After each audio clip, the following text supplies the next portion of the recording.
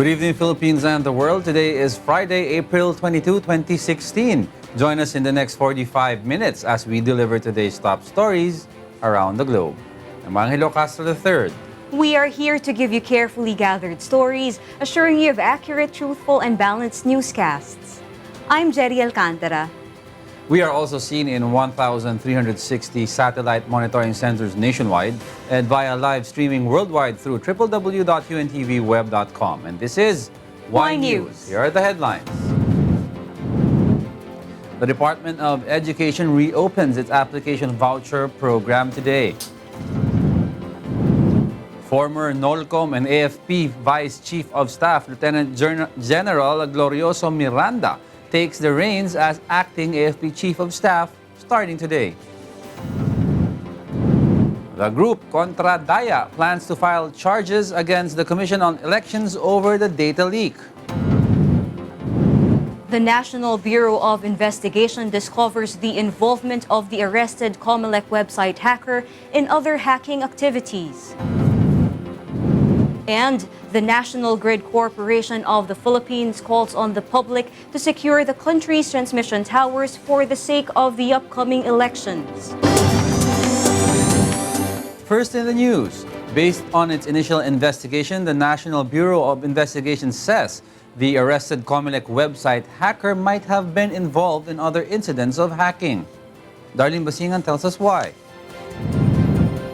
The National Bureau of Investigation, or NBI, is still looking into the hacking of Commission on Elections, or COMELEC website after the arrest of one of the alleged hackers.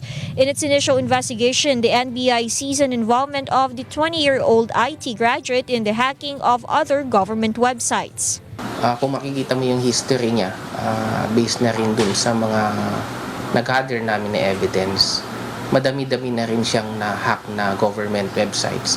Kaya nga, ang tawag sa kanya, master ng mga other hackers. NBI also says that the hacker identified as Paul Biteng is associated with other hacker groups called Anonymous Philippines and even LulzSec Pilipinas, the group believed to be responsible for the leaking of sensitive information of voters. Biteng meanwhile refused to comment on the allegations. He claims he had just been a white hat hacker, or those who look for errors or bugs in websites. Tumigil na ako niyan since last year kasi wala na akong makitang bugs. Wala na akong makitang may re-report. But the NBI doubts Biteng's claim, saying to be considered a white hat hacker, he must have a permission from the website firm he is looking into. For example, isa kang financial institution, you want to test the vulnerabilities of your system, i-engage mo sila at i-allow mo sila o certain permissions on a controlled environment. Hindi mo papayagan na lang pumasok. So, yung white hat hacker, mukhang hindi siya magfo-fall doon. NBI has brought a complaint against Biteng at the Manila Prosecutor's Office. Should prosecutors find probable cause to charge him, the 20-year-old fresh graduate may face imprisonment of 12 to 20 years for violating the anti-cybercrime law. The NBI is also now searching for the two other hackers who are believed to be involved in the defacement of COMELEC's website and the leakage of voters' information. Darlene Basingan reporting for Y News. The PNP Anti-Cybercrime Group will conduct its own investigation on the recent defacing of the website of the Commission on Elections. Grace Casin, tell us why. Even without COMELEC questioning it, the Philippine National Police Anti-Cybercrime Group will conduct its own investigation on the hacking incident on the Poll Buddies website. According to PNP PIO Chief Police Chief Superintendent Wilben Mayor, the Anti-Cybercrime Group will take the initiative because part of the agency's standard operating procedure is to take action even without any formal complaint. On their own initiative, nag-conduct na sila ng investigation. Part na rin ito ng kumbaga cooperation namin sa COMELEC, and actually sabi nga niya is we will coordinate with the PNP will coordinate with COMELEC to help and support COMELEC on this latest incident. Mayor adds that the ACG has checked on the hacked website and has identified a problem therein. The ACG will be coordinating with its experts in order to track the other hackers. The PNP also plans to provide services and suggestions to the COMELEC on how to make its website more secure. May mga tao naman tayo na kung sakaling kailangan nila yung mga IT natin, expert. Andiyan naman ang anti-cybercrime group. Meron pa tayong ITMS kung kinakailangan. Para masiguro nga natin na hindi na ito mangyari muli. As of now, pinag-aaralan na rin ng anti-cybercrime group itong mga ganitong procedures. Because the incident has exposed the voters' vital information, Mayor calls the government agencies to help in the investigation and in the proper implementation on the law to solve the problem and so as not to compromise the election. The PNP assures that the hackers will definitely be penalized, especially because they intruded a government property. The PNP dares the hackers to show off their intelligence by volunteering to help instead of destroying websites just to prove the weaknesses of a government agency. Rather than magsira ka, it's always best na ikaw mismo yung sa constructive side. Tumulong ka na lang, mag-volunteer ka and people recognize your effort. Rather than maging magaling ka pero masira ka muna ng isang bagay para mapansin ka. Rin tawag doon yung papansin. Mayor says it is high time to strengthen the security features of all government websites to safeguard them from hackers. Grace Castro reporting for Y News. Election watchdog Contra Daya is studying the possibility of filing a complaint against the Commission on Elections after voters' data were leaked on the internet. Victor Cosare tells us why.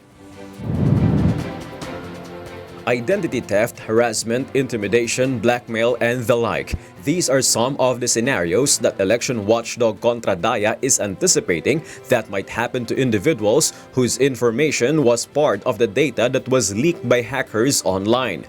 The group insists that even if the hackers must be penalized for their act, they are also planning to file a complaint against the poll body for being reckless in securing the data provided by voters. We are still conferring with our lawyers as to whether or not this would constitute a violation, for example, of the Data Privacy Act, or if there are other laws that the COMELEC may have already violated as a result of the data breach. On the part of the poll body, COMELEC spokesman James Jimenez said they cannot blame the public if they decide to file complaints. Talk of a lawsuit is a natural response to what happened, and I certainly cannot fault them for feeling that way. So if they go ahead and do that, then it'll be something that we have to be prepared for. However, Jimenez said the website that provided a searchable version of the stolen voters' data was already taken down. But the COMELEC is still monitoring if other online sites that will post the voters' information taken from COMELEC's database will surface.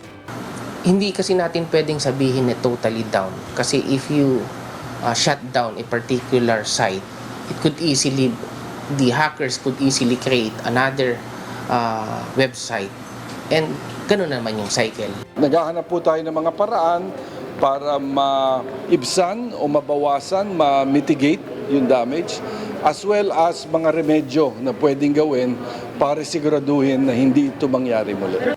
COMELEC issued an apology for the incident and also made an appeal to the public to do what's necessary to protect themselves from the possible effects of the data breach. Among this is changing the password of their email. We apologize for this attack on your privacy. We acknowledge that we had a responsibility, of course, to safeguard the data. And we regret that this has happened. And that's why we're taking steps to make sure that everyone knows how to protect themselves. And we are trying to find the people who are responsible for this. However, Contra Daya fears that aside from the COMELEC's website, the automated election system for the upcoming elections might also be breached. But the poll body stressed that the system that will be used for the national polls will be highly secured against possible intrusion. Victor Cosare reporting for Y News. The National Grid Corporation of the Philippines, or the NGCP, calls on the public to be vigilant in guarding the NGCP towers. Juan Hocson tells us why. Two transmission towers of the National Grid Corporation in North Cotabato were reportedly bombed a few days ago. Good thing, the bombing left little damage on the two towers. Nevertheless, the NGCP calls on the public to help them guard the towers. So yung mga tore ng kuryente na yan at mga linya, pag-aari natin yan, pag-aari yan ng sambayanan at gusto naming maintindihan ng taong bayan na sama-sama tayong nakikinabang at sama-sama rin tayong dapat magbantay at magtulong-tulungan para ma-safeguard, no? At hindi magkaroon ng interruption o anumang aberya sa daloy ng kuryente, especially during elections. NGCP says they cannot guard all the towers nationwide. That is why they are asking for the help of the public, especially those living near the towers, to help them secure the towers. The Department of Environment and Natural Resources has approved the cutting of trees that obstruct the transmission lines. Unmanned transmission towers and lines have long been a problem of the NGCP because it can be used to sabotage the coming election. May nakikipagtulungan rin kami sa COMELEC, sa Department of Energy, sa AFP, sa PNP at iba pang mga ahensya ng gobyerno para siguraduhin walang tuloy-tuloy ang serbisyo ng kuryente sa araw ng halalan. The Energy Department and the NGCP have formed a task force that will ensure enough supply of power this coming election. The DOE says they haven't received any threat in the coming elections. Meron o walang eleksyon, itong task force na to ay gagawin nito ang kanilang tungkulin na siguraduhin ang ating supply ng kuryente na dumadaloy sa transmission ay hindi mapuputol. DOE also ensures sufficient supply of power because no power plant will implement a maintenance shutdown a week before and after the election. On Monday, the Energy Department will meet with stakeholders to fully prepare for the coming national elections. Mon Hokson reporting for Y News. The Philippine Embassy in Singapore reminds our countrymen that the Singaporean government strictly prohibits the distribution of campaign flyers and any form of political campaigning materials in the country. Meanwhile, the consulate office in Jeddah says it is always open to assist our compatriots in asking permission from their respective employers in order to vote. Marge Navarro tells us why. In Cambodia, the Philippine Embassy in Cambodia will provide a free bus ride on May 1 to pick up our compatriots in Siem Reap and in the province of Bure, where most Filipinos are residing so they could go to the embassy in Phnom Penh and vote. Most of our compatriots in Cambodia are working in factories, and according to SBEI Chair Romy Yamat, they are making all means to reach all 200 Filipino voters, especially through social media. In Saudi Arabia, the consulate office in Jeddah is open to provide assistance to Filipinos seeking permission from their respective employers so they could go out of work and vote.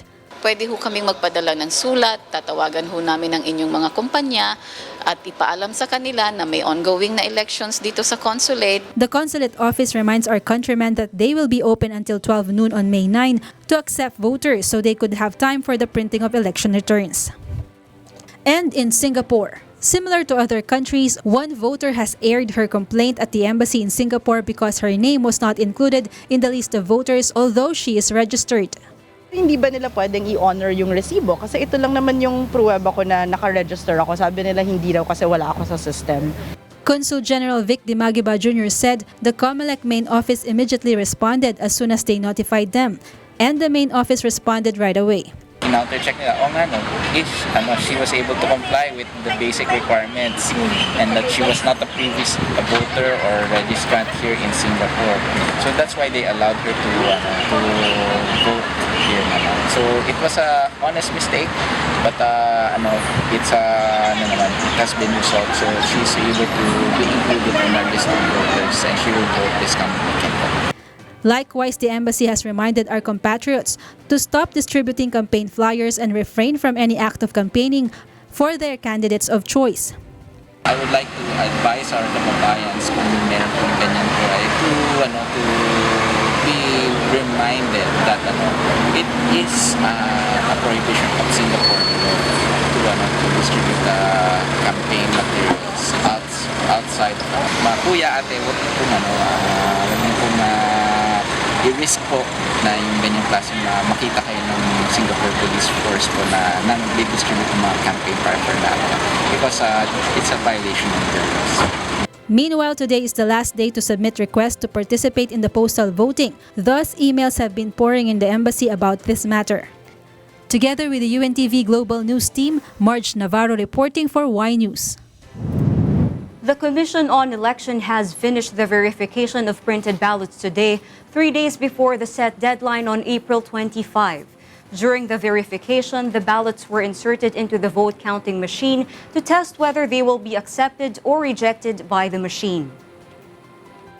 At dahil dito, magsisimula na ang deployment ng ating mga balota at ng iba't ibang mga paraphernalia na gagamitin para sa halalan itong Abril 25. Mauunang ipapadala yung mga balota ng mga malalayong lugar.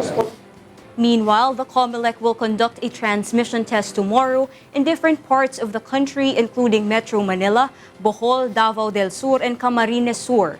It will be tested whether the VCM can transmit election results using the SIM cards of telecommunication companies and BGANs or satellite links. The camp of Rizalito David has asked the Supreme Court to set an oral argument after the May 9 polls for the petition on the Senate Electoral Tribunal's resolution declaring Senator Poe a natural-born citizen. Darlene Basingan tells us why. The lawyer of Rizalito David, a known critic of Senator Grace Poe, went to the Supreme Court to file another motion earlier today. Attorney Manuelito Luna filed an urgent motion asking the Supreme Court to set an oral argument on David's petition questioning the resolution of the Senate Electoral Tribunal on Poe's citizenship. It can be recalled that the High Court deferred the oral arguments on the said petition that was supposed to happen last January. Pero dito sa motion, hingihingi namin na i-hold yung oral arguments, if ever, after the May 9, 2016 elections. Dahil sa tingin po namin ay too close na po yung period for the court to immediately act, considering na meron silang summer session sa Baguio. Luna also believes that though the oral arguments would be held after the May 9 polls, there will be still time to release a decision before the next president will be proclaimed. Remember, the proclamation and the canvassing would be done by Congress, and it will be finished sometime in June pa eh. Hindi pa naman, so it will not be mooted in any way. So, ang importante dito matapos itong kaso na ito. It can be noted that David asked the SET to disqualify Poe on the grounds that she was not a natural-born citizen, but the SET has ruled in favor of the senator. Meanwhile, the camp of Poe slammed David for what they claim as the petitioner's political obsession. Poe's spokesperson, Mayor Rex Gatchalian, says David and his camp make the election, quote, a circus, end of quote. Darlene Basingan reporting for Y News. Local officials from Davao Oriental and Davao City met with Mayor Rodrigo Duterte yesterday in Davao City. Joy Domingo will tell us why. Various local officials from Davao Oriental and Davao City meet with Davao City Mayor Rodrigo Duterte yesterday here in Davao City to express their support for the mayor's candidacy to become the next president of the Republic. Among those who met with the mayor were Davao Oriental Vice Governor Mayo Almario, Congressman Thelma Almario, NPC, 1st District Congressman Carlo Nograles of NUP, and 3rd District Congressman Isidro Ungab, former LP, along with their constituent barangay officials. I would like to welcome and thank the team of Congresswoman Thelma Almario for finally joining and supporting the incoming President, Mayor Rodrigo Duterte. As you can see, kami ditong nandito sa harap ninyo is from different political parties. And yet, ang common ground natin lahat is sumusuporta tayo kay Mayor Duterte. Meanwhile, Duterte addresses COMELEC Commissioner Rowena Guanzon's challenge to all presidentiables to undergo psychological testing. She must submit herself to a physical, mental aptitude. Bakit kami lang? Further, Duterte expressed his dismay on the recurrence of Laglag Bala issue, which now involved an elderly. Duterte says if he wins as president, all of the employees of NAIA may consider themselves resigned, retired, or transferred to other government offices. We will be assigned to other places. The whole of the contingent dyan. Wala ko yung sana.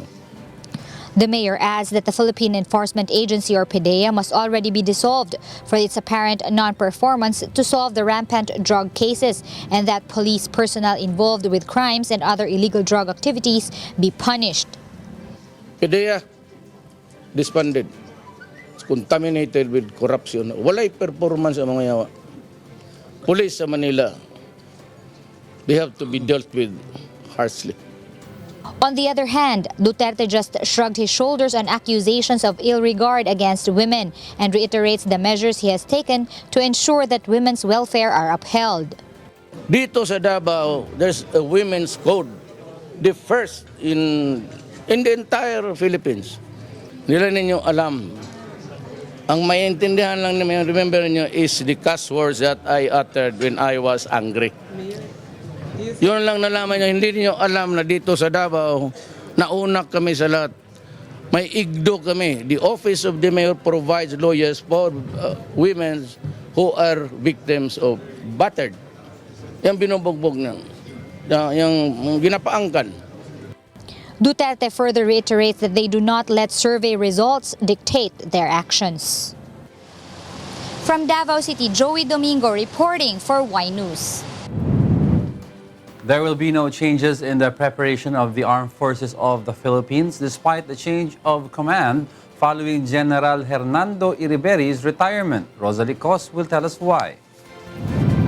Former Vice Chief of Staff Lieutenant General Glorioso Miranda did not expect his designation as Acting Chief of Staff of the Armed Forces of the Philippines. He replaced the retired General Hernando Iriberri as the head of the 130,000 soldiers of the country. President Benigno Aquino III says he could no longer appoint a new Chief of Staff because there are only a few days left before the national elections. Bagaman hindi na tayo makakapagtalaga ng Chief of Staff dahil sa mga pamantayan ng saligang batas, tiwala pa rin tayo na ang papalit kay General Iriberri ay may pagpapatuloy ang maganda niyang nasimulan sa nalalabing mga buwan ng ating termino. Magiging Acting Chief of Staff si Lieutenant General Glorioso Miranda na kilala sa pagiging mapanuri at maparaan bilang strategist at sundalo. Lieutenant General Miranda used to be assigned as Vice Chief of Staff of AFP only in March and Commander of the AFP Northern Luzon Command. Both General Iriberri and Lieutenant General Miranda are members of the Philippine Military Academy Matikas class of 1983. Lieutenant General Miranda promised to continue the rules set by retired General Iriberri on ensuring peaceful and orderly elections. Let us secure the conditions that would lead to the conduct of free, orderly, peaceful, and credible 2016 national and local elections. Miranda will also continue the pursuit operations against enemies of governments such as rebels, terrorist and bandit groups, as well as continue to push the AFP modernization program. Meanwhile, AFP Chief of Staff General Iriberri bade farewell to his troops after 37 years of service to the armed forces. Among the achievements of the AFP Chief of Staff were the removal of the NPA rebels in 21 provinces and the declaration of these provinces as peaceful and ready for further development. Iriberri also paid respects to the soldiers who offered their lives to maintain peace in the country. To the men and women of the Armed Forces of the Philippines, thank you for the hard work, commitment, sacrifices, and patriotism. You are the best. General Iriberri was appointed as the 46th Chief of Staff on July 10, 2015. Rosalie Cos reporting for Y News. President Benigno Aquino III is hopeful that the next administration will continue the modernization program of the Armed Forces of the Philippines. Nel Maribuhok will tell us why. President Benigno Aquino III expressed confidence in the security measures of the Armed Forces of the Philippines for the upcoming May 9 elections in conflict areas in Mindanao. This is despite the change of command that was held today, wherein Lieutenant General Glorioso Miranda was appointed as the Acting Chief of Staff as replacement of retired Chief of Staff General Hernando Iriberri. The Commander-in-Chief said that there are reforms already in the AFP as well as big accomplishments in recent years. Sa panahon tumindig na timon ng AFP si General Gerry, nadakip at na-neutralize natin ang high-value targets tulad ng Moroccan bomb instructor na si Mohamed Katab at si Maria Concepcion Bacala ng NPA. Sa ating panunukulan, tuloy ang talagang peaceful and ready for further development ang 52 sa 76 na probinsyang apektado ng panggugulo ng NPA. The President adds that under the AFP modernization program, the budget of the military was doubled to ensure completion of its 68 projects. The President also claims that corruption in the AFP had stopped under his administration. Sa totoo lang, ang pamantayan ng pamumunong iiwan ni General Gerry, masasabi natin talagang kabaliktaran ng dating kalakaran kung saan umiral ang pabaon at transaksyonalismo sa mga dapat sanang tumatayong ehemplo ng karangalan, katatagan at katapatan. President Aquino is also hopeful that the next administration will continue the transformation roadmap, particularly the upgrading of capabilities of soldiers. Ngayon nga po, bagaman hindi na tayo makakapagtalaga ng Chief of Staff dahil sa mga pamantayan ng saligang batas, tiwala pa rin tayo na ang papalit kay General Gerry ay may pagpapatuloy ang maganda niyang nasimulan. The President thanks the Armed Forces of the Philippines and all the chiefs of staff who serve under his administration. Nel Maribuhok reporting for Y News. Deserving incoming senior high school students for school year 2016 to 2017 may soon be able to receive the guarantee of support from the government for them to complete secondary education. Joanano will tell us why. As you well know, the Department of Education has started reopening the application for all senior high schools who want to avail the voucher program. Voucher program is a project of DepEd wherein junior high school completers will be given with financial assistance for them to be able to enroll in senior high school for school year 2016 to 2017. This program aims to provide students an opportunity to choose the schools that they want to enroll, as well as the academic tracks for senior high school according to their ability and interests. Through the voucher, an incoming senior high school student will be given with a discount on his tuition and other school fees. The filing of application is until May 6, while the results will be released by DepEd on May 20, 2016. DepEd Secretary Armin Luistro insists that this will be the last deadline set by the department and they will no longer give any extension. For those who have questions and queries, just call DepEd Action Center at 636-1663 or 633-1942. They can also visit their website at gaspe@deped.gov.ph. Mrs. Melinda Marquez has a child who will enroll to grade 11 this coming school year. She said the DepEd's voucher program is a big help to lessen her expenses on her daughter's studies. Kung walang voucher, di salo namin lahat yon. Like dun sa school na pupuntahan namin, ang ano nila is 32,000. Eh at least kung may voucher, so kagaya niyan, nung may voucher, di naging 10,000 na lang yung sasagutin namin. But Mrs. Marquez appeals to the department that subject description that their children will get in senior high be clear. Kung yung i-take ba niya ngayon, okay lang na ipagpatuloy kahit saang university.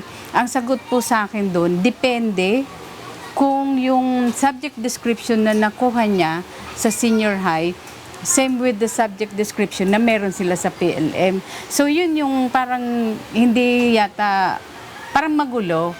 On Monday, the Department of Education will conduct a press conference to answer all the issues on voucher program as well as other systems to be implemented under the K-12 program.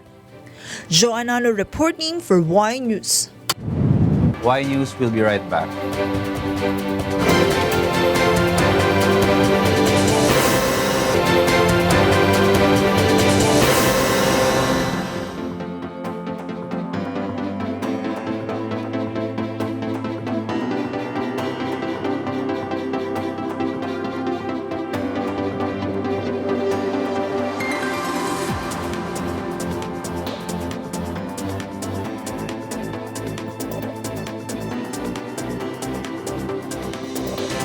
Today's celebration of Earth Day centers on tree planting activities and a cleanup drive among government and private agencies. Grace Cassin tells us why.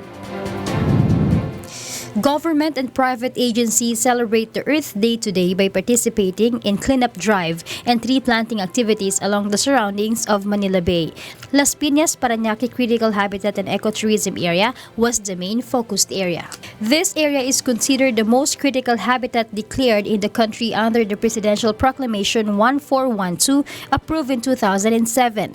Miss Earth 2015 Angelia Gabrena was among those who joined the activities together with other Miss Philippines Earth 2016 candidates.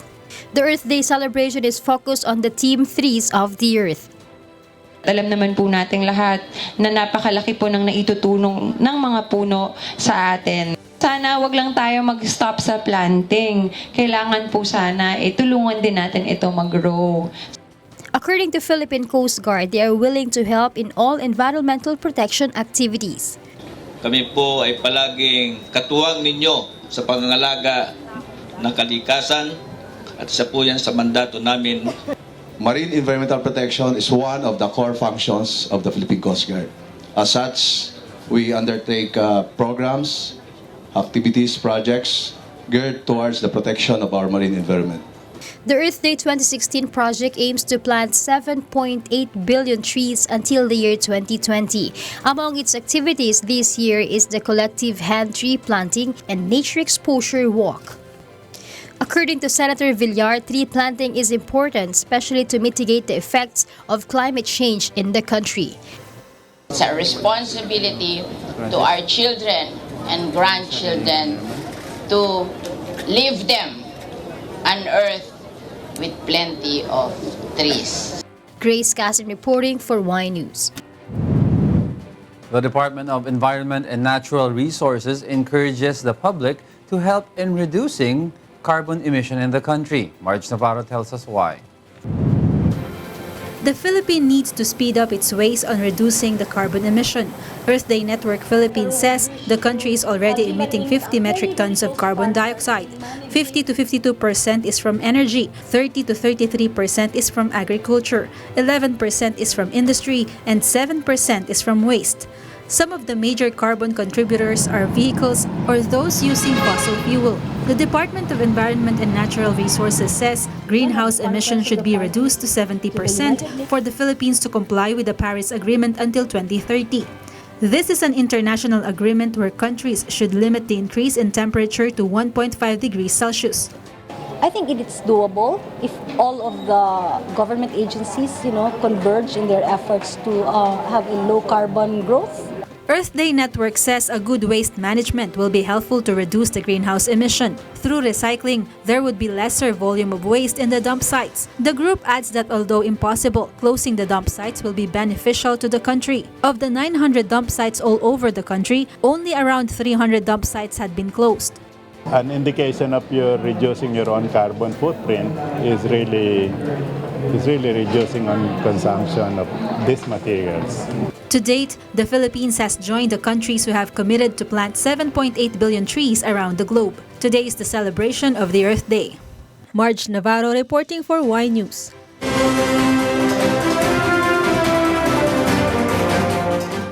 The ridge of high pressure area is affecting northern and central Luzon. Easterlies also affect the eastern section of the country. Rosalie Cos reports live from Quezon City to tell us why. Good evening. Compared to the last few days, the country has low temperature today. This is because of the rain showers or thunderstorms that are experienced mostly over the eastern section of the country.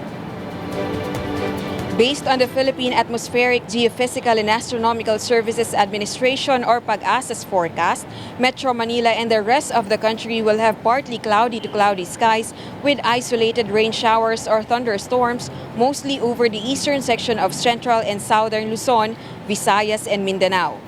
Over northern and central Luzon, light to moderate winds blowing from the east to southeast will prevail. Coastal waters throughout the archipelago will be slight to moderate. PAG-ASA has recorded the maximum temperature in Metro Manila at 36 degrees Celsius 3 p.m. today. Tomorrow's forecast says heat index in Metro Manila may reach up to 39 degrees Celsius, Iloilo and Bacolod City at 37.8 degrees Celsius, while the hottest may be recorded in Tuguegarao at 40.9 degrees Celsius. The country's Weather Bureau advises everyone to take precautionary measures this dry season and keep monitoring for reports. That is our latest weather update. Back to studio. Thank you, Rosalie Cos, reporting live from Quezon City.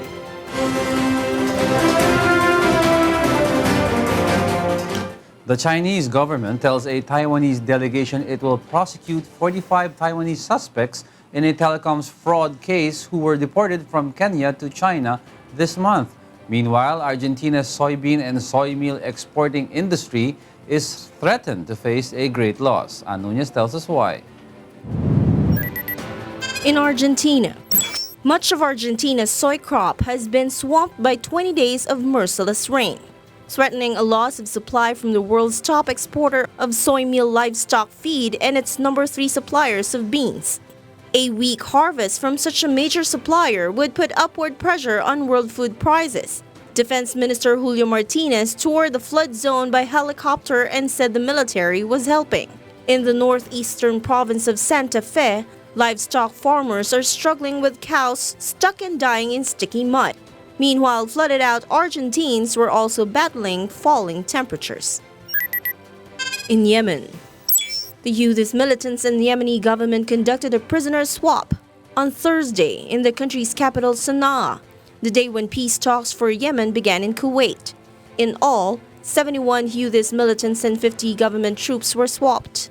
The released Houthi militants were subsequently received by President of the Yemeni Revolutionary Committee, Mohammed Ali al-Houthi. In his address to the militants, Ali al-Houthi said that peace talks could have positive results and help restore the unity, independence, and stability of the country.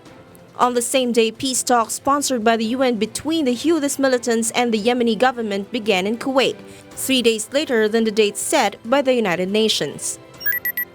And in China, China will try over telecoms fraud allegations the 45 Taiwan suspects who were deported by Kenya to China this month in a case that has angered the self-ruled island.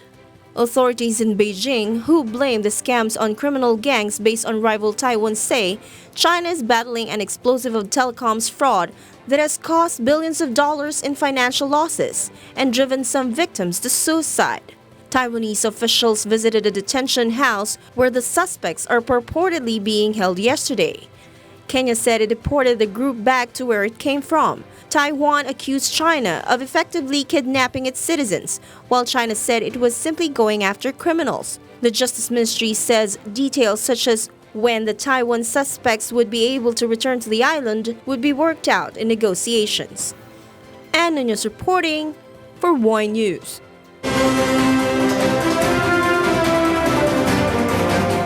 Swiss tennis great Roger Federer was honored by the naming of a street after him in the Swiss city of Biel. Meanwhile, Japan's Kei Nishikori continues his winning run at the Barcelona Open. Aaron Romero tells us why. Swiss tennis great Roger Federer saw a street named after him unveiled in the central Swiss city of Biel on Thursday, as he also inaugurated a new training room at the Swiss Tennis Club. The Roger Federer Alley connects the National Center of Swiss Tennis, where the former world number 1 trained between 1997 and 2000, to the sports complex of the Tissot Arena in the Champs de Vougean. After his speech in front of over 1,500 fans, the winner of 17 Grand Slam titles cut the red ribbon at a brief ceremony attended by municipal authorities. After signing hundreds of autographs, Roger Federer also dug the symbolic first hole ahead of the construction of a new event and training hall at the center. The structure can welcome around 3,000 people and will host Davis Cup and Fed Cup matches, as well as a WTA tournament. Meanwhile, Kei Nishikori, the reigning champion, won his 12th match in a row at the Barcelona Open on Thursday, defeating Jeremy Chardy 6-3, 7-5 in the third round. Nishikori moves into the quarterfinals of a tournament he has won the previous 2 years. Having comfortably won the first set, the Japanese had to battle against Chardy in the second, eventually defeating him 7-5. It took Nishikori 2 cracks at winning the set, having failed at a previous attempt at 5-4. Nishikori's main rival for the title looks like being top seed Rafael Nadal himself, an 8-time Barcelona Open winner. Aaron Romero reporting for Y News.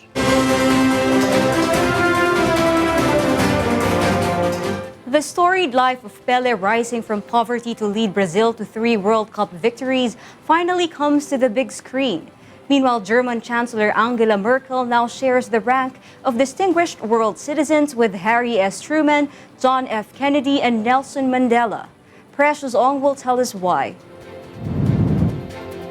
German Chancellor Angela Merkel joined the ranks of distinguished world citizens such as Harry S. Truman, John F. Kennedy, and Nelson Mandela on Thursday, when she was bestowed with the International for Freedoms Award 2016. A ceremony to mark the event was held in the Dutch city of Middelburg, where Prime Minister Mark Rutte and members of the country's royal family gathered at Newkirk Church. In her remarks, Merkel reiterated that the recent European Union-Turkey deal on migrants offers a real chance to stop the outrageous people smuggling in the Aegean Sea. The German Chancellor also repeated her demands for a solidarity distribution of refugees across Europe. Meanwhile, the true rags to riches life of Pele, the greatest footballer of all time and arguably the most important athlete of the 20th century, has never been brought to the big screen until now. Pele, Birth of a Legend, will make its world premiere at the Tribeca Film Festival in New York on Saturday, April 23. The film chronicles the start of Edson Arantes do Nascimento's football career, from Brazil's shock loss to Uruguay in the 1950 World Cup final, to his heroics in the 1958 victory for Brazil at the tournament in Sweden.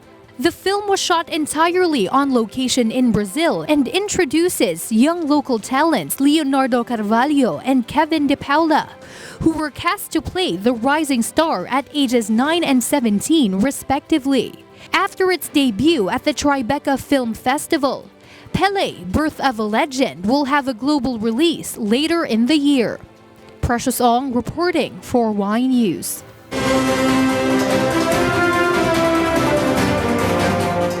U.S. pop superstar Prince is remembered across the United States after he was found dead at his residence in Minnesota.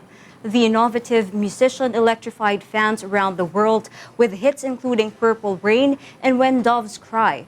Prince died at the studio complex, which included his home. Prince was found unresponsive in an elevator, according to the Carver County Sheriff's Office. Emergency workers tried to revive him but failed to do so.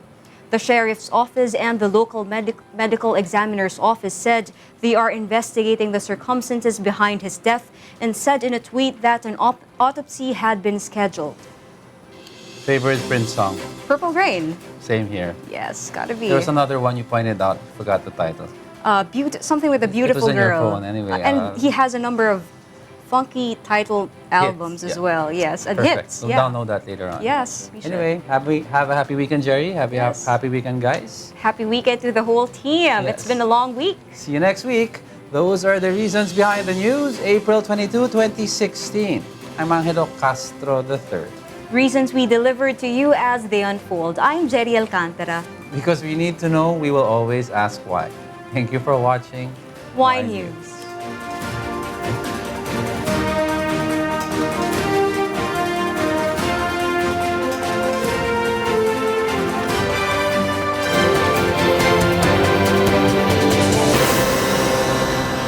Y News would like to thank the following: